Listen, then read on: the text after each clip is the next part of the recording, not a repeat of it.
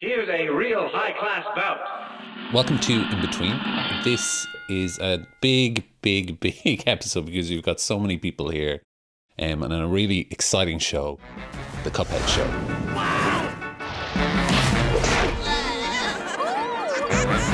Let me introduce you to some friends of mine.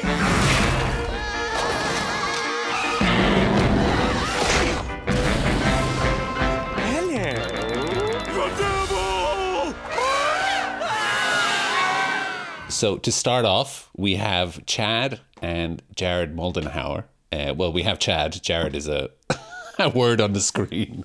The creators of CUPHEAD and Studio MDHR. Welcome, guys. How are you? Really good. Thanks for having us. You're very welcome. Thanks for having half of you. Yes, my apologies. I can't get the technology going today. You're stuck in the 30s, you know? Now, I did hear a rumor that you guys had been developing this since the 30s. Now, is there much sway in that? Is that why you guys have this particular art style? You know, because it's hard to transplant that period of animation onto a run and gun shooter. Like, what was the decision there? Well, that decision came from our love of the era of cartoons, and when we settled on the idea that we want to make a game, we ran through different styles of what it could be. And since this is the first game that we were making and super small company, we thought, okay, let's just do something really rough, like, children's art on a game. And I can't remember who came up with the idea of just testing like old Disney and some Fleischer stuff as a mock-up screenshot. And we did that. And that ruined our lives because now we're on the forever train of trying to make the best 2D animation in video games. And so that love of the 30s that always stuck with us from when we were young, and it ported over so well to games that in ways that we didn't even know until we started developing it. And now obviously that's translated into an actual TV series, or at least a show anyways. That must be a wild, strange dream come true. Did you ever think about that when you were making the game? I think Jared actually, the mysterious Jared, I feel like he was the one who was laughing at the idea of, this is funny that we're creating this, but what about one day if there was a little, a YouTube short or some kind of little thing? Wouldn't that be awesome? And of course, now this is like beyond next level. Yeah, it wasn't something that would have been expected, but I mean, under the notion that you're making a game out of cartoon aesthetics, it's like there is some sort of logic to now make the game's cartoon aesthetics really an actual cartoon series. So with zero expectation of what it could be, it was always kind of just something lingering in the back of our head, being like, this would be weird. These characters match what could be a cartoon short. But in our minds, it was a lot more like, maybe it's 3 minutes on YouTube. Hey, you have to dream small, and your hopes are never crushed. That's the key. Or just don't dream at all, Just keep going. Exactly. But converting that to a TV series is a lot of work.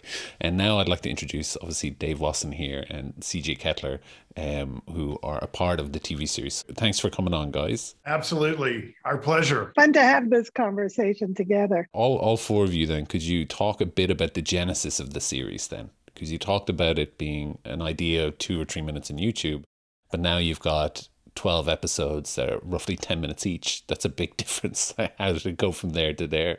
Well, I can jump in and start, and then I'll pass it off to Dave to talk a little bit more about once we all came together as a team. But I joined King Features about 4 years ago, and the first thing I said when I joined, because the team at King Features was already working with Chad and Jared for the licensing rights on CUPHEAD, and I immediately said, who brought CUPHEAD into this company? And Jared Goro, who's one of our team members, raised his hand sheepishly and said, that was brilliant.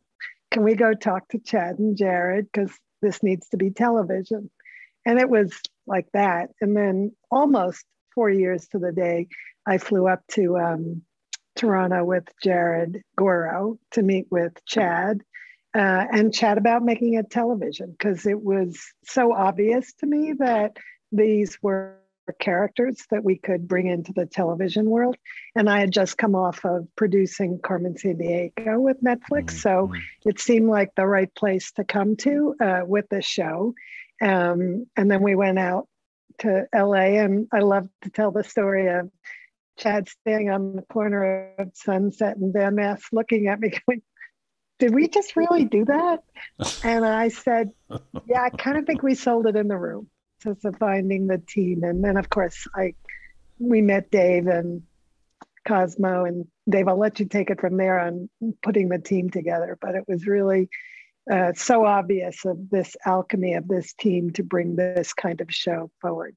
Yeah, I guess that's where I got involved. And it seemed like they were kind of scouring the animation industry to find like different showrunners and people that had history making cartoons. And so there was kind of an extensive audition process. So I remember, like presenting stuff, and it was really fun, but it was kind of nerve-wracking because I presented to everybody individually. So it was like, first I pitched to Megan, and it was like, okay, Megan likes you, but now you got to pitch to C.J. I was like, okay. So then I met with C.J. and then I was like, did I get the job? And they're like, yes, but not quite. You also have to be Chad and Jared.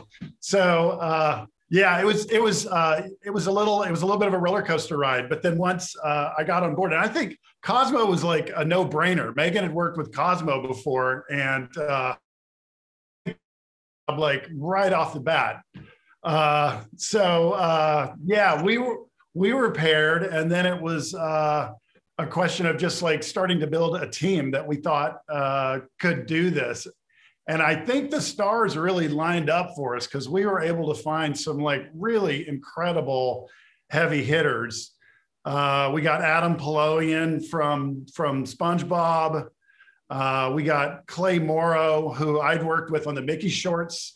I met both just amazing. And Andrea, incredible luck pulling them together. We got Deaky Deek as our story editor I'd worked with a little bit briefly, but like is like one of these guys that's just so uniquely skilled for this medium. Can really write for cartoons, really thinks about like visual humor. So like I said, and then it just trickled on down from there. Like we then started finding like great storyboard artists and great artists, designers. I think we really got lucky, but this team really turned out to be phenomenal. Cosmo, do you want to add anything to that? Yeah, I mean, it feels like we really looked long and hard to find the right fits for every position on this project. And the only person you mentioned was Ego Plum, our composer, just to add to that list of like incredible components and leadership roles on the project that this project would not work without all of these incredible people. Well, one other person you mentioned there was Andrea. So Andrea, it's nice to have you here as well. Thank you. Which is awesome to have all you guys here together. I do have a question specifically for you, Dave, though. And I know that you worked on the Mickey Mouse shorts in Ottawa. And like obviously they have kind of a similar vibe to it in regards to, you know, the aesthetic of that period in terms of animation. And I'm curious, like, how much of that legacy is transferred then across through the production from that with you onto CUPHEAD? That's a great question. You know, I think they're both like, definitely both properties were kind of like, definitely heavily influenced by the 30s. I think the Mickey Mouse shorts were kind of like more lightly influenced, but then also kind of infused with more of a graphic 50s kind of a vibe. I feel like the CUPHEAD show is more truly like what Chad and Jared did with the game was more truly a love letter to the 1930s, and they stayed way truer to that particular period. You know, with like really the rubber hose and the cycles, the great cycles that made it really feel authentic. That was, I remember when I first saw the game, that was one of the things that that really impressed me because it was so perfectly executed. I've seen like other stuff where it's like influenced by the 30s or whatever.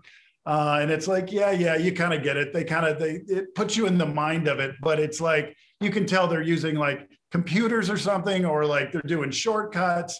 But that was really like, holy cow, this looks like this. If there were video games in the 30s, this is exactly what it would have been. I think we tried to definitely, that would probably be the difference between the Mickey shorts and like what we did on Cuphead, is we really tried to stay much truer to the 1930s in terms of the look.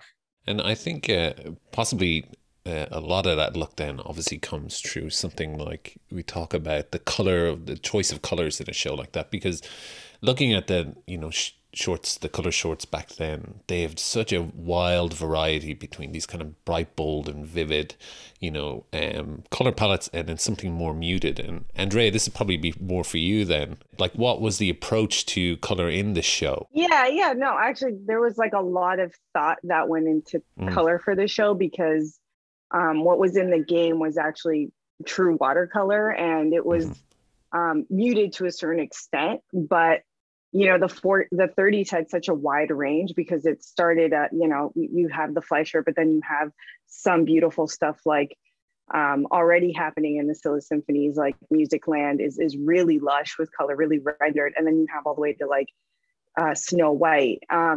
So we were kind of like, we had this like decade to play with. So we weren't necessarily, going to go super muted. We weren't going to go, maybe super lush at some points. And then there was like Fleischers that were really vibrant. So it was really striking the balance between all those notes that allowed us to kind of form our color thinking for the show. Even, one of the first things that I did was like, I tried not to look at footage. I actually tried to look back at original concept art from the show. So from like Snow White or any Fleischer stuff that I could get my hands off, because it was important that we were looking at it through the lens of like, what would the concept art have translated to now in modern day, and not have all the filter of age that, translation of video to film and digitizing has done to that original color. So that was like another big thing on the show, that we were taking from the true intention of the artist at the time, not just like the interpretation of what I'm seeing through video and digitization of the materials over all these years. Like, we talked about it a lot. Like, it was, we definitely wanted to we wanted it to have that aged feel, but also like really true to the intention of the artists of that time and era. So sure. And we noticed, like, right when we started, we did a lot of research into DVDs that have been released in the last couple of years of some of that early Fleischer stuff, and in particular some of the Iwerks color films. And we were leaning into that early Technicolor 3-strip kind of look, but then we kind of went away from that a little bit. It was a little bit we talked about that too. Yeah. And there, Easter egg, we might revisit that anyhow later on, but like we talked about all that, like what it was like for the artists making Snow White, what it was like for the Fleischers when they finally got like their two main color pieces, and how did we take from that, and Silly Symphonies, what was that like, and really kind of taking all that and synthesizing it for this particular look on this particular show. Right, because that was the decade that like animation took such a huge leap. It actually went from like black and white to like the thing that Cosmo was just mentioning, like this 3-color process where it's like, it's really just like blues and reds, and not a full color palette. To by the end of the decade, it was like Snow White, which is like one of the most impressive looking lush things. So there was a lot to sift through, and we had many conversations about all of that stuff. Yeah, and R&D really, like, it took a while to figure out how we were gonna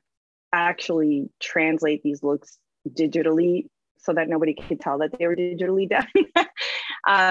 So yeah, it took a lot of like trial and error.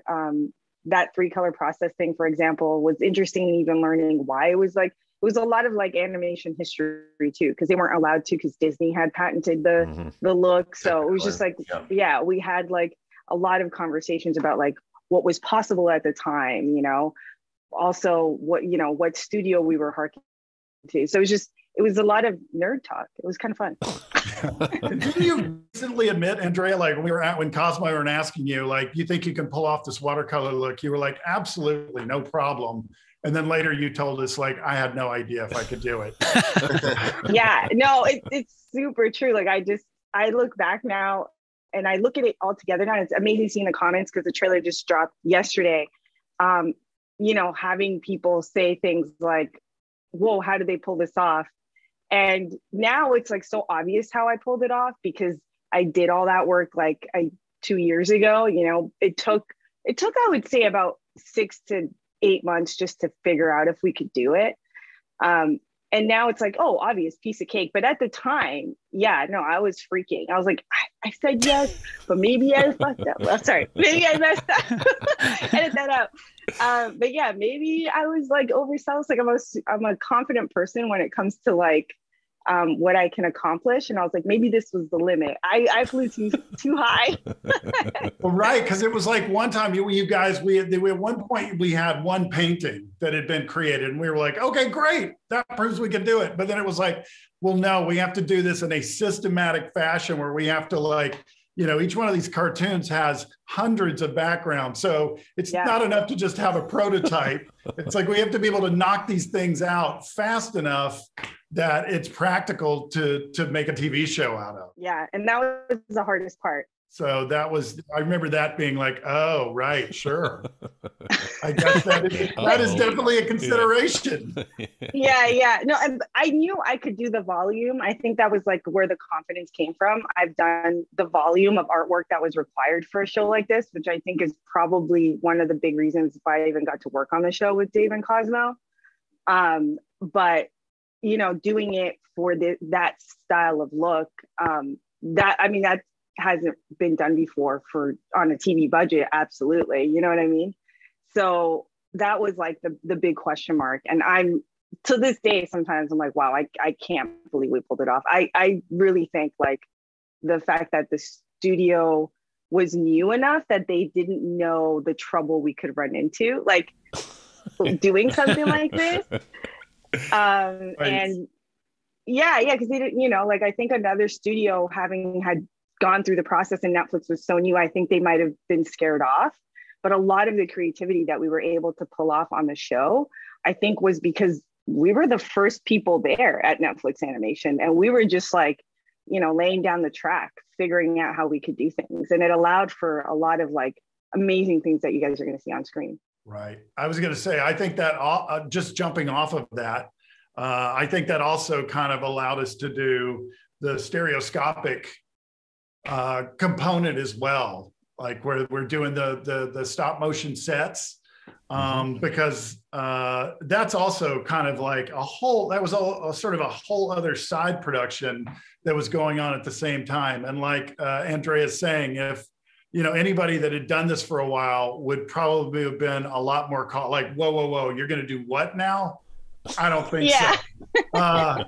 But so it was we were able to do a lot of things that probably wouldn't have gotten to do other places. Yeah, we were kind of the guinea pig generation of this new Netflix animation. Definitely, yeah.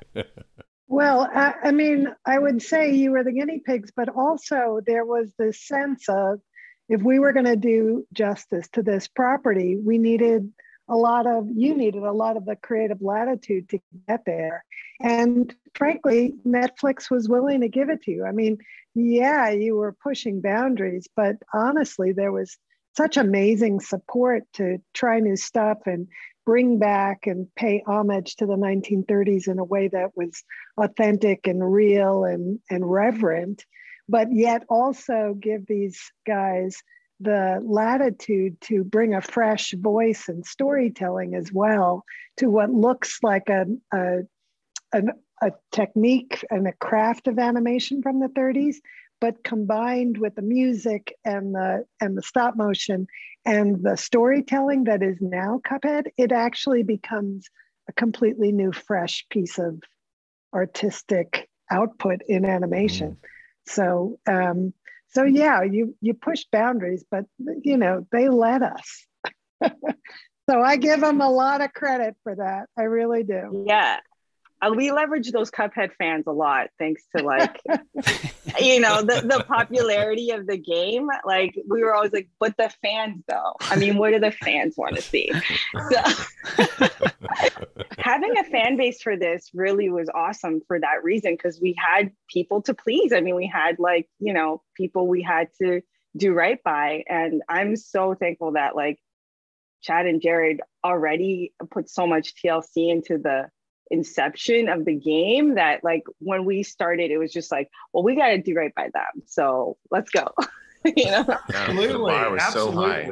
Yeah. Well, no, it was so awesome watching you guys pour your hearts and soul into this in the same way that we did for the game. And then just having a team behind this that pushed as hard and as far as you guys did was always so fun to see. And I mean, now that it's coming to fruition, it's just even that much better. Yeah. We're glad you like it too. Awesome. Yeah. Awesome. Yeah. Because the last thing we wanted to do was the bargain basement version of the game. We knew we couldn't do that. Like, oh, okay, this is like the cheap, crappy TV version. Like we're like, no way. If anybody even catches a whiff of that, it's like we're sunk. So yeah, it was a really great challenge to have that as a bar to shoot for sure. I mean, I feel like we knew it was good. I mean, there's no way it could be like the game, right? Like when we get asked those questions a lot too, like what like Chad and Jared's team did for the game, like versus the volume of artwork we have to produce for a show is so vast, like the difference in terms of like artistic assets. So we knew that it wasn't going to be the game, but we were going to do everything in our power to make it as like, as close to the feeling of the game as we could get. Yeah, and you guys pulled that off, like been beyond what we ever thought was like possible in the TV realm. And I've said this before, and I think we all keep saying it. This feels like film, like actual film, not TV series, and that's definitely you guys should be patting yourselves on the back every day. Woohoo! I never get tired of hearing you say that. It's true. Yeah. The one question I do have is, one of the biggest praises for Cuphead is obviously the hand-drawn traditional animation, but we know that the show is produced through Harmony. So just could you talk through a bit about the production of, changing that up to moving from, hand-drawn to basically rigged puppets, and kind of what crossed over there? Sure. I could, I worked on those Mickey shorts. Mm-hmm. And so that was produced in Harmony as well. Mm-hmm, mm-hmm. And the thing that I learned pretty early on was the way you can make it look more like not just puppets is you introduce as many new drawings into it as you possibly can.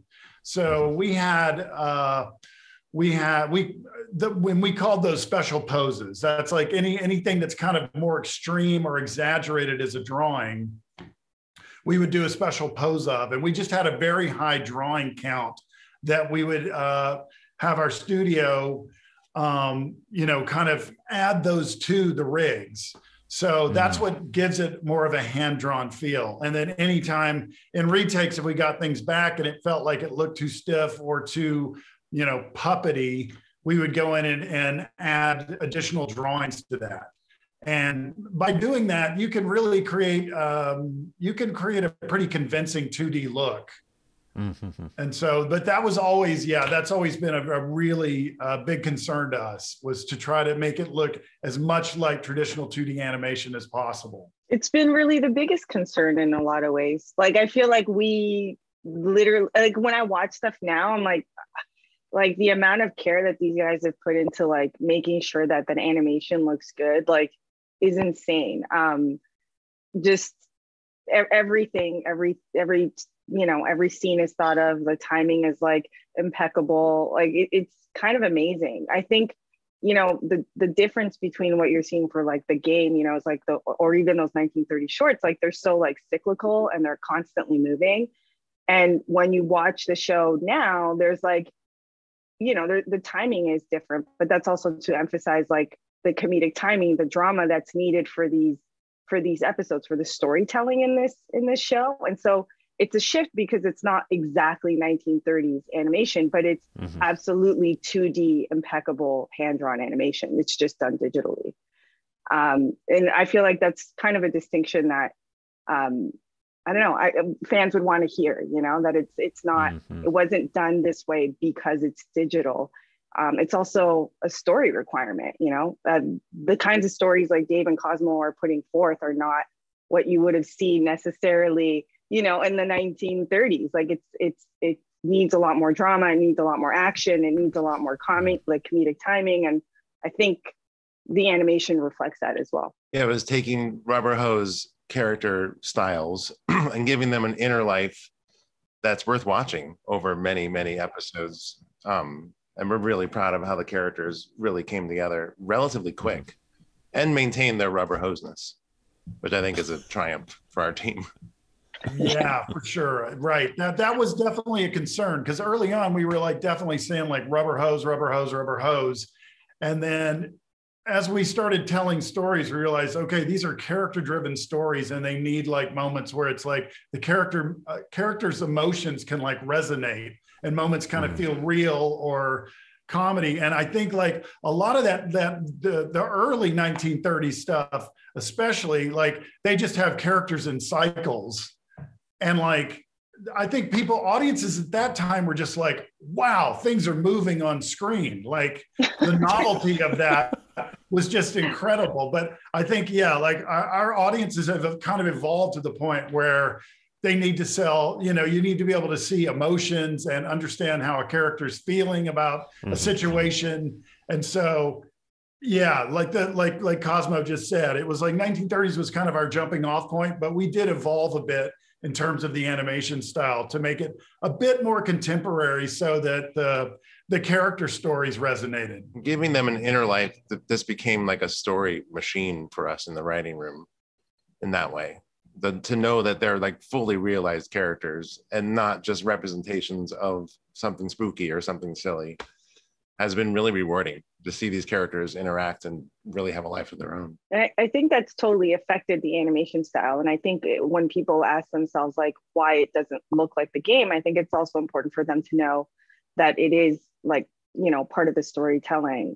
Like it's there to enhance the storytelling, not just because it's a digital version of what we did for the game. Like it has its own needs and requirements when you're seeing it over, you know, this amount of minutes of footage. I like that a lot, to be honest, because it does come across that like the DNA of the show comes from a lot more contemporary sensibilities, you know, in terms of things like, you know, Rubber Hose is a very specific rhythm to it, and things kind of happen, you know, in a specific way, whereas in this, jokes can just pop off instantly, you know, like when the two guys fight, they are suddenly in the ball of smoke and fighting and stuff like that, and then they stop and they go again.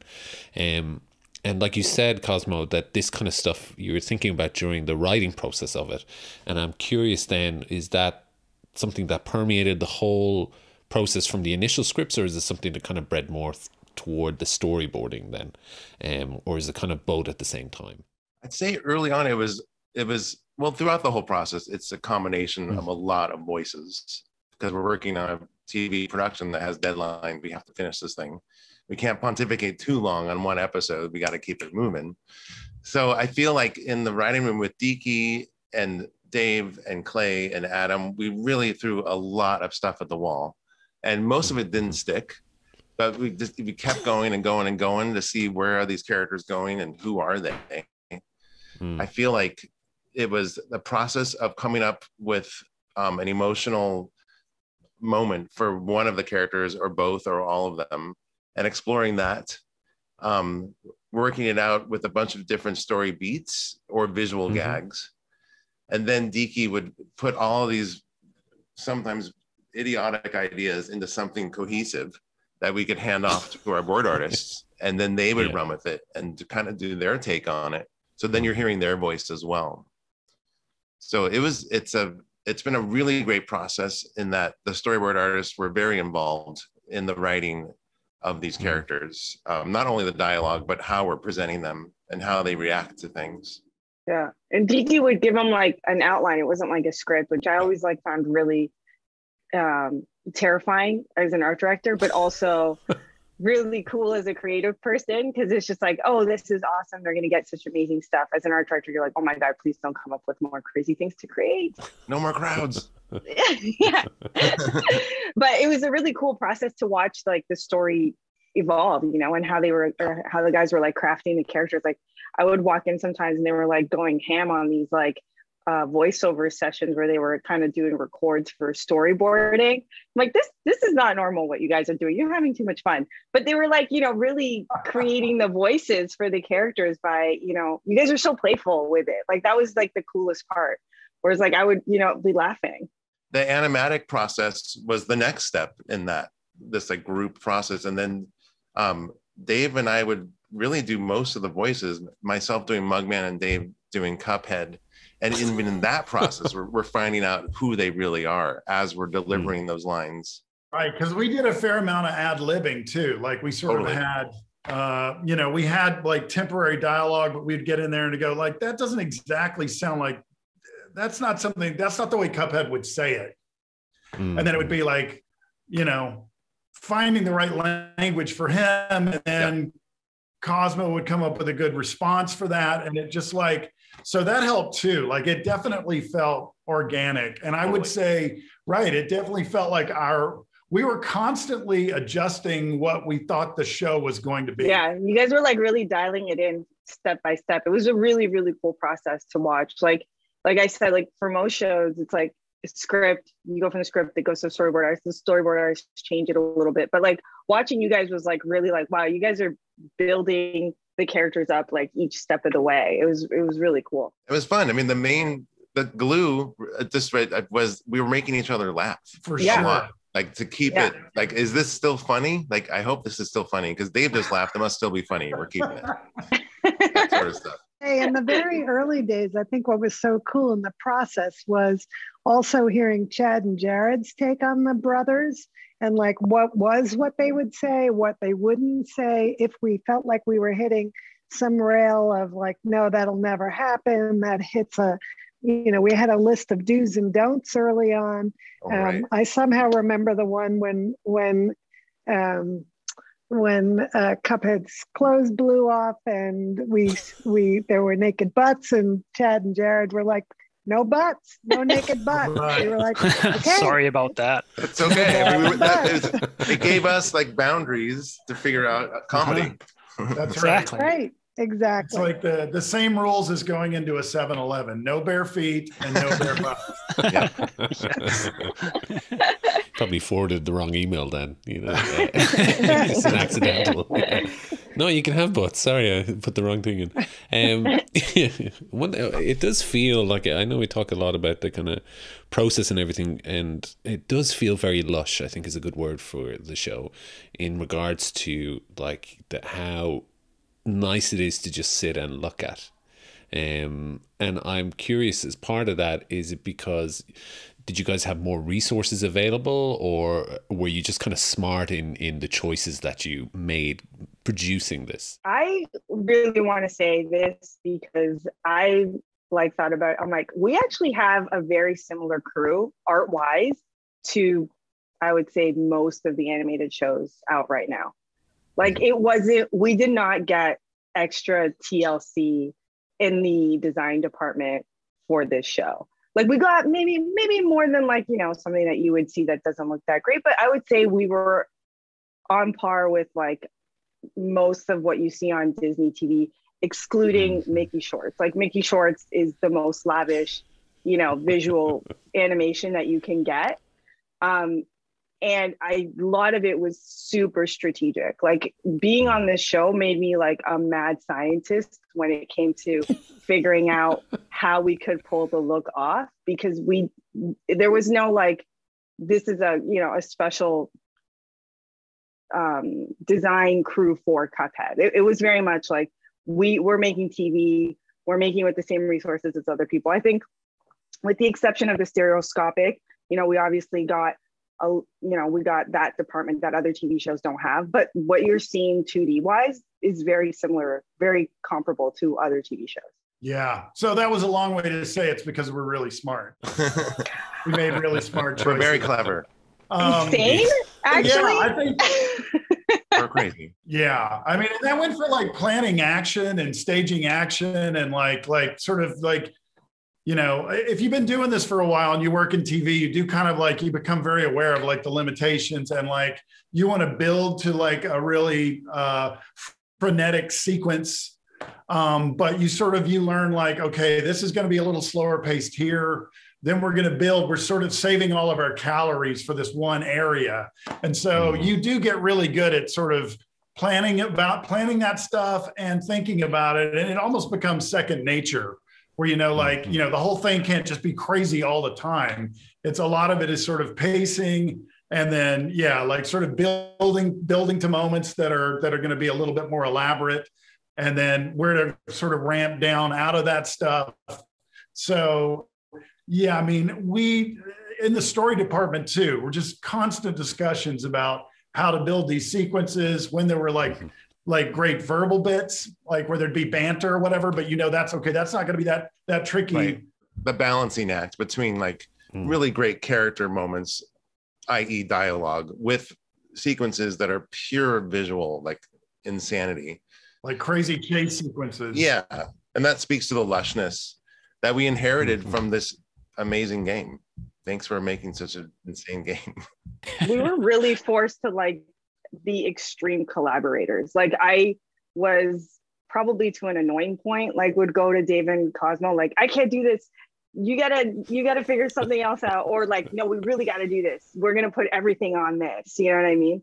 And they were super accommodating in that sense too. Maybe also because they saw the fear in my eyes, but like they were also very like, okay, we're going to figure it out together. Like, how could we do this together? How are we going to pull this, you know, insane look off together every single time? And sometimes it even went back to going into boards. There were things that we literally couldn't pull off because the look is so limiting in a lot of ways. Like we couldn't make it look traditional. Certain camera moves we can't make look traditional. A lot of experimentation too. Right. And yeah, a lot of experimentation. And we were really forced to kind of come together, put our heads together really often actually, and say, how the heck are we going to do this? Does it go back to boards? Do we go back in animation? Does it, you know, it was extreme collaboration to get that look to really sing on screen. And right, it's good though too. I mean, like the more we did it, the more we kind of knew like the box that we were working within. So it's like, it's kind of like those limitations make you be more innovative in other ways. Yeah, I appreciate the constraints. I mean, other shows we've all worked on at other networks are like, okay, it has to be 11 minutes because we're putting sweet cereal commercials right after it. And in our case, we're able to kind of let the episode play out the way it should. So that's been I would say a real difference from the Mickey shorts, at least for you, Dave. Oh my gosh. Yeah. Cause those are like 3.5 minutes long. Like we're trying to tell a 7-minute story in a 3.5 minute space. So that's been like, this has felt very luxurious to be able to let things breathe and play out. And I know Andrea has mentioned before, she's like, I really like how you guys will linger on something that's pretty, because normally in the like on other productions, it's like you don't have time. You're just like, yeah, it's a shot, whatever, we got to go. Yeah. But this has been, we can sort of let things breathe, and I think CUPHEAD has kind of a unique pace as a result of that, for sure. And that was like another benefit of working at Netflix, for sure. We had that freedom. I also just to kind of button it up, I won't say anything about the lushness again, but I feel like the other real factor is the attention to detail. Like we are just that insane. It's everything is talked about, everything is discussed. I coined a phrase called no discussion because it was like everything was like on the table all the time, and everyone is seeing these 1930s cartoons, love these 1930s cartoons. Everyone had like skin in the game, wanted to make the best version of it possible.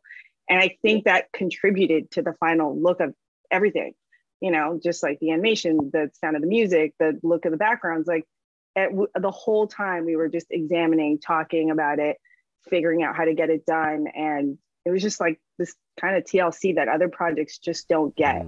I think that we had this like extra level of. Yeah, you know, the other thing that we were just talking about that I think makes this show so incredibly distinctive is our musical numbers, the musical sequences.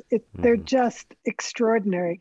And we have, I don't remember what the actual number is, Dave, but a bunch of them. Right. Yeah, I think it's right around 20 different original songs. Somewhere in that ballpark. Yeah, and yeah, those are really fun. Cosmo and I knew we wanted to do those like right from the beginning because you know a lot of those cartoons in the 1930s they really you know they were moving into sound cartoons, and they kind of immediately discovered the magic between music and visual rhythms and that sort of thing. So there were a lot of songs in those cartoons, especially with the Fleischers. And so we knew we wanted to do that stuff, and it's been super fun. Speaking of something like TLC, I really feel like, obviously listening to you guys, that you've definitely done your homework in terms of, you know, what the styles were like back then. And one thing that caught my attention straight away, and I was very, very impressed by, is like adding shadow to make it look like a cell animation, you know, that little subtle shadow underneath, or you know, brightening up a shot just before transition so it looks like a change in film stock.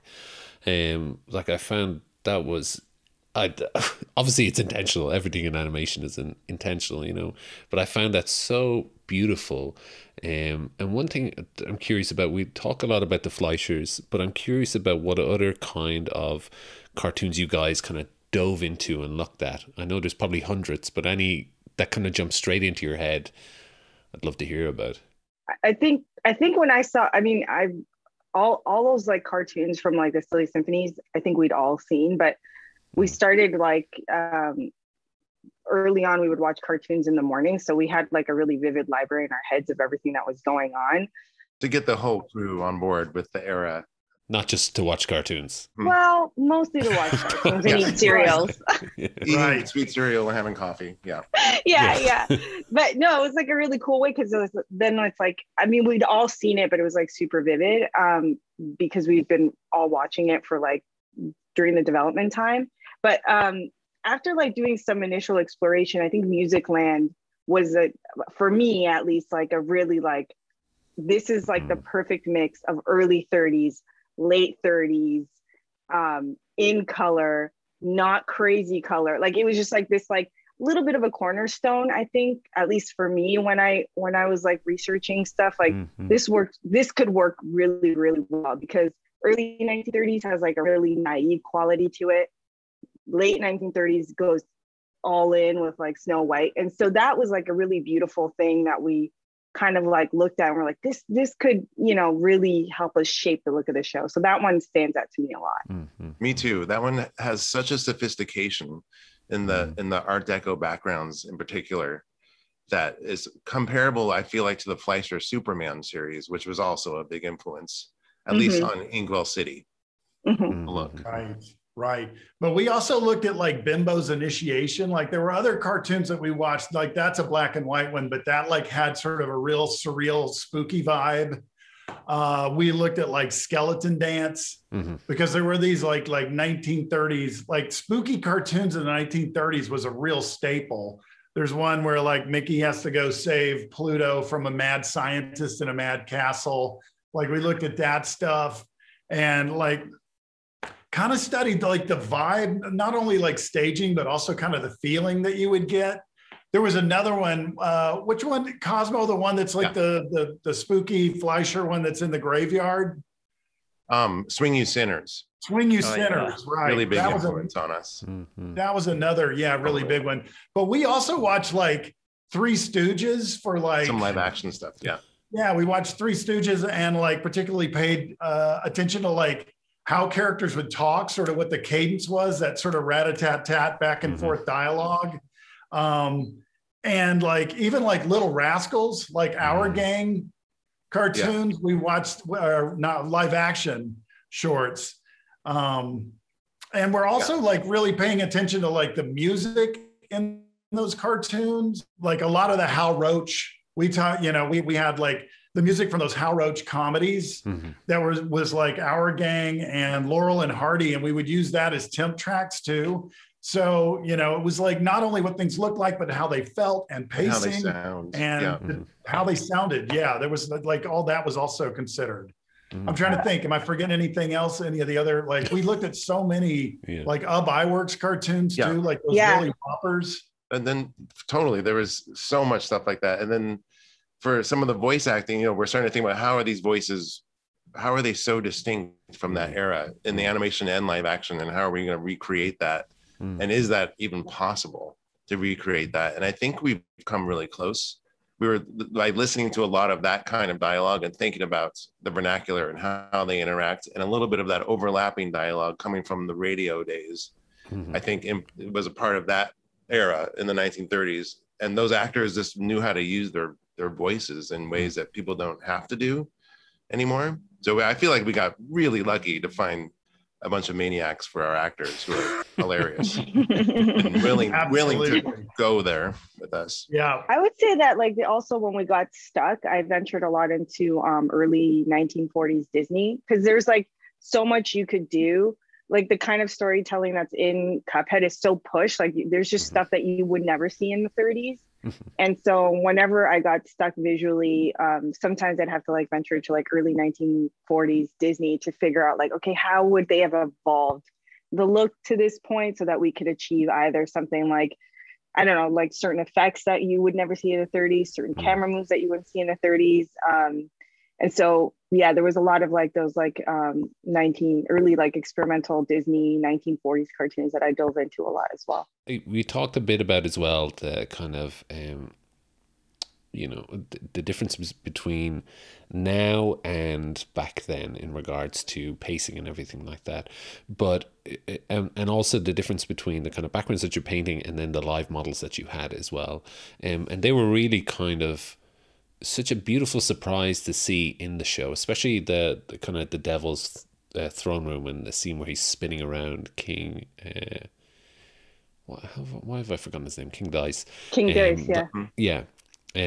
Like that must have been crazy to try and plan specifically. Again, like we're talking about rig characters, and you talk about special poses, but doing those kind of 3D spins must have been wild, and then mixing the two mediums together. That was the hardest shot. Remember, we would be like, if people don't notice how hard this shot is to pull off, we're done. Like we were just like, that one was definitely one of the hardest ones to pull off. The one that you just mentioned was like, I remember. Yeah, we knew we wanted to do that, and because it's like the Fleischers did that. That was something that was so signature from the 1930s. They had this great stereoscopic process that you see in like Sinbad meets Popeye. That was another cartoon that we looked at a lot. Yeah, Sinbad. Yeah. But it was like, how do you know how fast to pan a live action background or stop mo background and have it look like cell characters are walking on it so that they don't slide? Because it's like, as soon as like, if the background was going too fast, then the characters would appear to slip on the background and it kind of ruins the illusion. So that was kind of a real brain buster. Our studio, Screen Novelties, was so gung-ho for this, by the way. Like they're such a fan of that era and they totally knew what it was, but they had never really encountered like trying to put 2D characters onto these 3D backgrounds.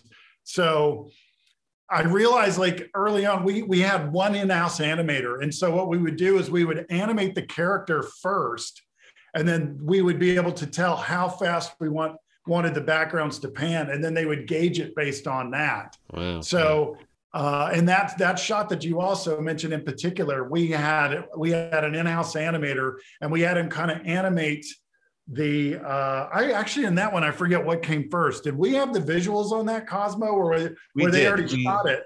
So, and for that one, every one of the stereoscopic shots has kind of its own little formula. Like it's a little bit different each time. On that one, we boarded it out in the time we needed. We knew how long we wanted the shot to be. And then we knew how much of a turn it was going to be, within the drawings, like how fast will the columns go across screen, how many frames, and Screen Novelties shot that to that time.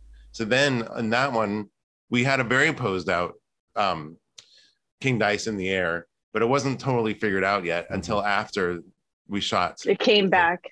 It came back, and then we gave it to our it. in-house animator, who then like really posed it out to give the overseas studio like a kind of a jumping off point. But yeah, like Cosmo said, like wasn't really like every single shot kind of had its own like own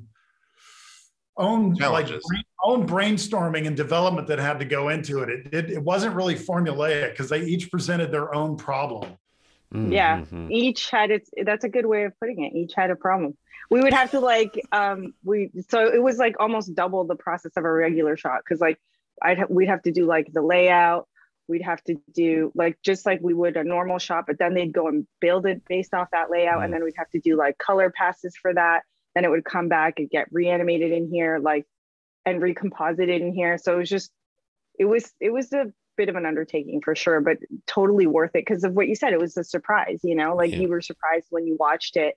And we were, even though at times we were like, how the heck are we gonna do this? Like it was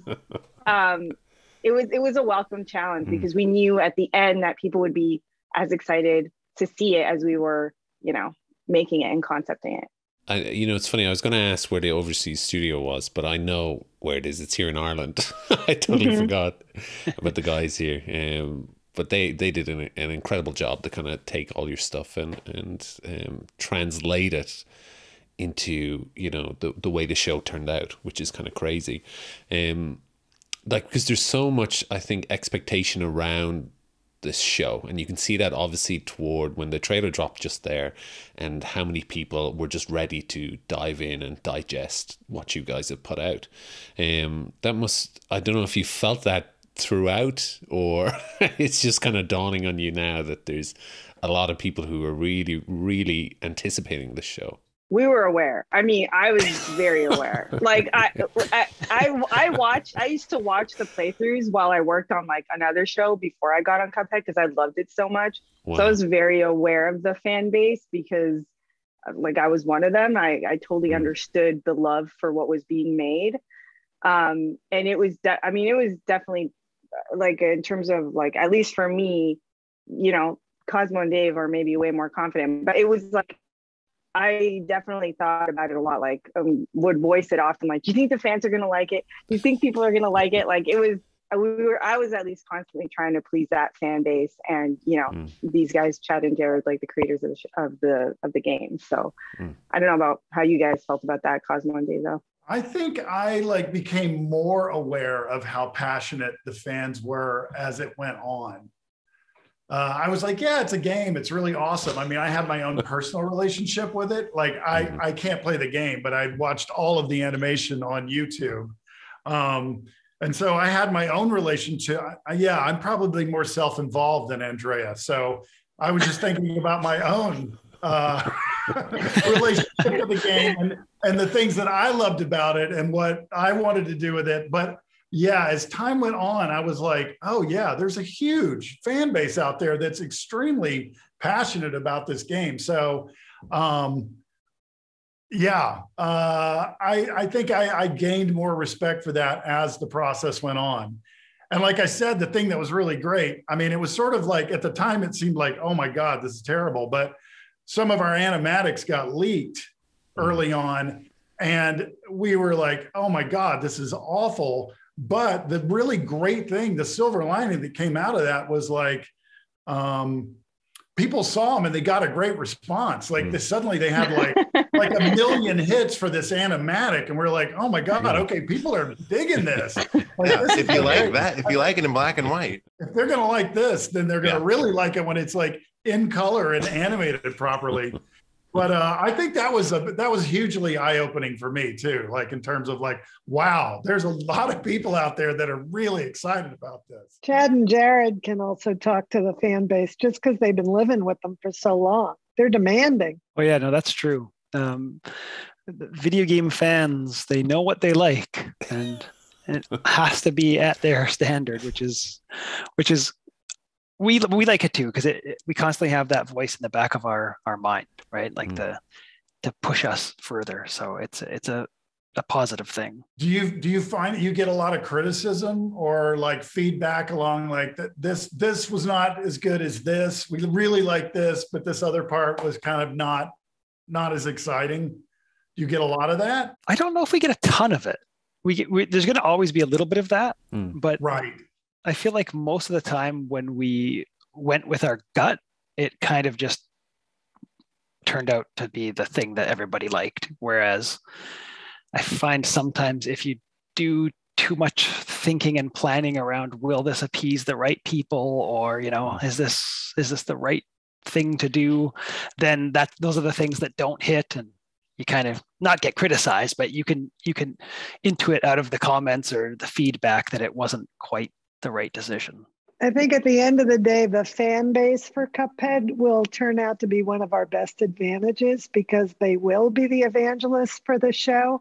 And not only will they bring other gamers who probably already know about it, but other generations to the show as well, both kids of gamers, as well as I think the older generation who's going to look at this show and say, oh my God, I recognize it from the, other cartoons that I grew up with. But I think of the fan base as sort of the core group that then emanates from there, and they become the evangelists because we have satisfied them. I think if we hadn't satisfied them, they might not be such evangelists, but I do believe that we're going to see that they become the core group that really help us build the buzz for the series. Yeah. And I think a lot of fans didn't know that they wanted this, but definitely wanted it, because even after the game launched, we had a ton of fan fiction and people making their own side stories and, backstory to certain parts of the game, and discussing, what would it be like if, Cuphead and Mugman woke up in the morning? Like, what do they eat? And they had all these questions, and without knowing that something like this is actually going to land in their lap. So it's perfect. Now you guys, obviously having gone through this process, this is more for Chad and Jared, and I know you guys are now releasing a kind of an expansion for Cuphead. Like, was that always in the works, or have you learned through this process and weaned stuff in, or how does it work? Is it a totally separate thing? Or are you trying to kind of marry the whole franchise together? No, I think we always had this idea that we were going to make a nice, short, small DLC to complement the first game, and then jump on to our next project. But we let that spiral out of control in a funny way. So this just kind of adds to the overall Cuphead universe, right? Not in a way of, hey, if we work on another Cuphead game, it's going to align with a Netflix show or any of that kind of thought. More of, let's just work on stuff that we love. And it's awesome that there's this other huge project that, is getting the same kind of love. And happens to share the same IP. Yeah. I'd also like to just make one other point. I think it's like, if you are a fan of the game, then there's obviously going to be a huge appeal for the show. But I think also people that don't know anything about the game and are just discovering it through the show, like, you don't need to have any knowledge of the game in order to watch the show and enjoy it. It pretty much like sets up the whole premise of what the story is, what the vibe is, who these characters are. They're all introduced really well in the series, and you can actually watch the series first and then discover the game that way as well. It's definitely easier to do it in that order. Yeah, for sure. Yeah, absolutely. You don't have to be a gaming expert.